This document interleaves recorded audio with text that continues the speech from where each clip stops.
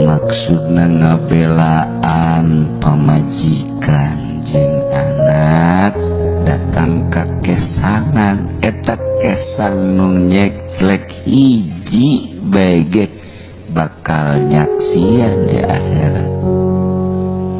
Teridoeun kesang lamun salaki diasukeun ka neraka lantaran nyana jadi saksi. Di akhirat engke loba salaki nu endek di ka nerakakeun dijagaan ku kesang.